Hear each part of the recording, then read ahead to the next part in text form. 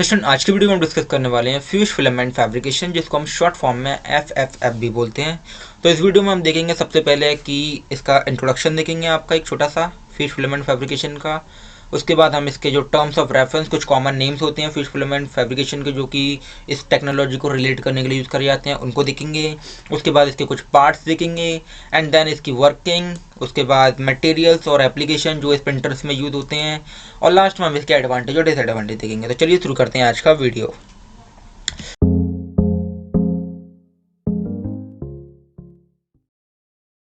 सबसे पहले देखते हैं फ्यूज फिलामेंट फैब्रिकेशन क्या है। तो फ्यूज फिलामेंट फैब्रिकेशन हमारी एक एडिटिव मैन्युफैक्चरिंग की टेक्नोलॉजी है, जिसके अंदर हम फिजिकल प्रोटोटाइप्स, टूल्स और पार्ट्स को तैयार करते हैं लेयर ऑन लेयर डिपोजिशन कर फिलामेंट्स की। तो ये जो है आपकी इस टाइप की टेक्नोलॉजी को हम फ्यूज फिलामेंट फैब्रिकेशन कहते हैं। फ्यूज फिलामेंट फैब्रिकेशन टेक्नोलॉजी जो है हमारी मटेरियल एक्सट्रूजन प्रोसेस पर बेस्ड है, जो कि आपका एक एडिटिव मैन्युफैक्चरिंग का ही एक प्रोसेस है। तो ये है हमारी फ्यूज फिलामेंट फैब्रिकेशन। बात कर रहे हैं अगर कुछ टर्म्स ऑफ रेफरेंस की जो इस टेक्नोलॉजी के लिए यूज़ करे जाते हैं, तो वो है हमारा एफडीएम, फ्यूज डिपोजिशन मॉडलिंग, जो कि आपका एक कंपनी का ट्रेडमार्क है, स्ट्रैटेसिस। अगर बात करें कुछ और टर्म्स की, तो वो हमारा अनदर टर्म है, वो है हमारा फिलामेंट फ्रीफॉर्म फैब्रिकेशन। तो ये जो है हमारे दो टर्म्स ऑफ रेफरेंस हैं जो हम फ्यूज फिलामेंट फैब्रिकेशन के लिए यूज़ करते हैं। अब बात करते हैं इसके पार्ट्स की। तो फ्यूज फिलामेंट फैब्रिकेशन प्रिंटर के हमारे कुछ पार्ट्स होते हैं। तो इसमें सबसे पहले हमारा एक प्रिंटर का बेस होता है। उस प्रिंटर के बेस के ऊपर हमारा बिल्ड प्लेटफॉर्म होता है और बेड होता है। अब ये बिल्ड प्लेटफॉर्म आपका हीटेड भी हो सकता है, नॉन हीटेड भी हो सकता है, डिपेंड करता है कि किस टाइप का प्रिंटर हम यूज़ कर रहे हैं।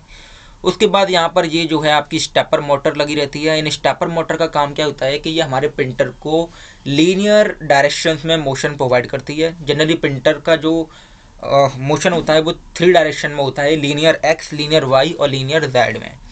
तो वो जो मोशन होता है वो स्टेपर मोटर के थ्रू प्रोवाइड करा जाता है। उसके बाद ये आपकी थ्रेडेड रॉड और आपकी गाइडेड रॉड्स भी यूज़ करी जाती हैं। उसके बाद ये जो है आपका बिल्ड प्लेटफॉर्म के ऊपर पार्ट जो है इस तरीके का मैन्युफैक्चर्ड होता है। देन हमारे पास यहाँ पर ये फिलामेंट का स्पूल है, और कहूँ तो एक बंडल है जिसके थ्रू आपका फिलामेंट जो है सप्लाई होता है यहाँ से, और फिलामेंट सप्लाई होता है आपकी एक्सट्रूडर असेंबली को।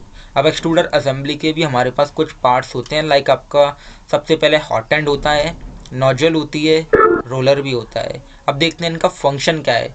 तो रोलर का क्या फंक्शन होता है कि ये हमारे स्पूल से जो फिलामेंट लेता है और उसको फीड करता है हॉट एंड के अंदर। अब हॉट एंड क्या करता है कि हमारा जो फिलामेंट आ रहा है सॉलिड वायर की फॉर्म में, उसको सेमी सॉलिड स्टेट में कन्वर्ट कर देता है एक पार्टिकुलर टेम्परेचर पर मेल्ट कर। उसके बाद वो जो मेल्ट हुआ है आपका फिलामेंट वो नोज़ल को सप्लाई कर दिया जाता है, और नोज़ल उसको लेयर बाय लेयर डिपॉजिट करना शुरू कर देती है। तो ये तो हमारे कुछ जो एफडीएम प्रिंटर होता है उसके पार्ट्स। अब बात करते हैं इसके वर्किंग की। तो होता क्या है, सबसे पहले जैसे मैंने ये बताया आपको, स्पूल के थ्रू एक्सट्रूडर असेंबली को मटेरियल सप्लाई करा जाता है।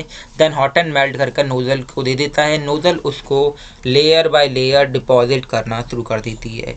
जैसे ही आपकी एक लेयर बिल्ट हो जाती है, आपकी extruder assembly minimum layer thickness तक ऊपर जाती है, और उस जो आपकी प्री बुल्ड लेयर है उसके ऊपर दूसरी लेयर को बोल्ड कर देती है। ये जो प्रोसेस होता है तब तक चलता रहता है जब तक आपका 3D पार्ट या जो भी आपका प्रोटोटाइप है जो आप बना रहे हो वो कम्प्लीटली बन नहीं जाता। तो स्टूडेंट ये थी हमारे एफडीएम प्रिंटर की वर्किंग। बात करते हैं अगर कुछ मटेरियल्स की जो हम यूज़ करते हैं एफडीएम प्रिंटर के अंदर। तो लाइक हमारे पास PLA है, ABS है, TPU है, PET है, हाई इम्पैक्ट पॉलीस्ट्रीन भी है। तो हमारे पास ये कुछ मटेरियल्स हैं जिनको हम कॉमनली अपने एफडीएम प्रिंटर के अंदर यूज़ करते हैं। ईच मटेरियल की अपनी एक स्पेसिफिक प्रॉपर्टी होती है, अपनी रिक्वायरमेंट के मुताबिक हम इन मटेरियल्स को यूज़ करते हैं। बात करें अगर इसके एप्लीकेशंस की, तो आपका एफडीएम प्रिंटर रैपिड प्रोटोटाइपिंग में यूज़ करा जा रहा है, मेडिकल इम्प्लांट्स में करा जा रहा है, स्पेस और डिफेंस में जो आइटम्स या फिर ऑपरेशंस में जो प्रोडक्ट ऑफ पार्ट्स बनाए जाते हैं तो उनकी जो प्रोटोटाइप तैयार होते हैं वो भी एफडीएम प्रिंटर के थ्रू प्रिपेयर करे जाते हैं। समटाइम और भी प्रिंटर्स यूज़ होते हैं, लेकिन एफडीएम प्रिंटर जो होता है वो आपका बजटिंग होता है तो वो यूज़ करा जाता है।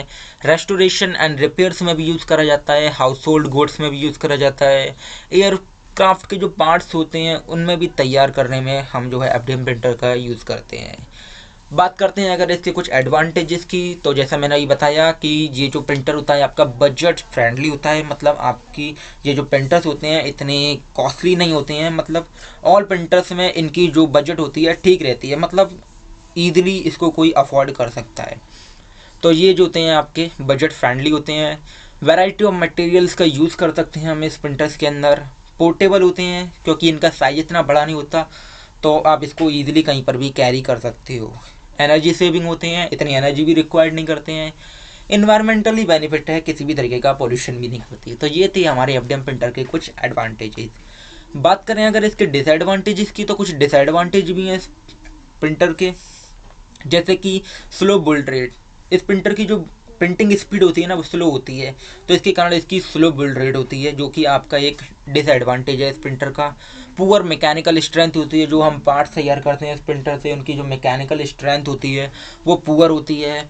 पोस्ट प्रोसेसिंग की ज़रूरत पड़ती है, जब आप कोई भी पार्ट बनाओगे तो उसके अंदर आपको फिनिशिंग करनी होगी, समटाइम पॉलिशिंग करनी होगी, ग्राइंडिंग करनी होगी, प्रिंटिंग भी करनी पड़ती है समटाइम, तो पोस्ट प्रोसेसिंग की ज़रूरत पड़ती है। यहाँ पर मटेरियल का ही वेस्टेज होता है, सपोर्ट स्ट्रक्चर, क्योंकि समटाइम क्या होता है ओवर हैंगिंग फीचर को अवॉइड करने के लिए हम सपोर्ट स्ट्रक्चर यूज़ करते हैं, तो सपोर्ट स्ट्रक्चर की फॉर्म में हमारा मटेरियल जो होता है काफ़ी वेस्ट हो जाता है। और लास्ट में इसका एक और डिसएडवांटेज है, वो ये है कि लिमिटेड कंपोनेंट्स आए, जो आपका भाई बताया मैंने आपको कि ये पोर्टेबल होते हैं, साइज कम होता है, तो इनका जो कंपोनेंट का साइज होता है वो लिमिटेड होता है, जिसके कारण हम जो है लिमिटेड आपके वॉल्यूम के कंपोनेंट्स ही इससे बना सकते हैं। तो स्टूडेंट ये था हमारा फ्यूज फिलामेंट फैब्रिकेशन प्रिंटर के ऊपर वीडियो। मैं उम्मीद करता हूँ आपको वीडियो अच्छा लगा होगा। अगर अच्छा लगा हो तो प्लीज़ लाइक कीजिएगा और चैनल सब्सक्राइब कीजिएगा ऐसी ही वीडियोज़ के लिए।